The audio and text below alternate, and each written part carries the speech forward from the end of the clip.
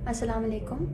आज से तकरीबन 1 माह पहले सिंध हुकूमत ने सिंध पुलिस के ऊपर प्रेशर डालकर मेरे फ़ादर हलीम आदिल शेख को अरेस्ट करवाया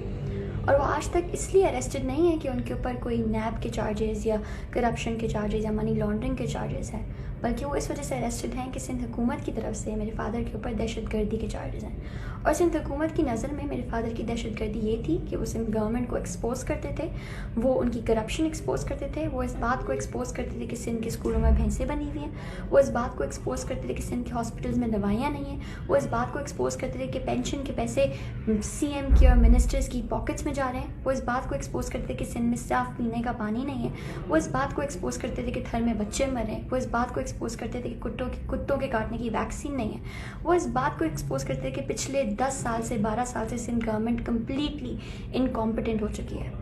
लेकिन ज़ाहिर सी बात है, सिंध गवर्नमेंट की, पीपल्स पार्टी की तारीख़ में ये बात रही है कि वो लोगों को पॉलिटिकली विक्टिमाइज़ करते हैं, वो अपने ओपोनेंट्स को पॉलिटिकली विक्टिमाइज़ करते हैं। और आज इस बात की एक और प्रूफ ये मिल गया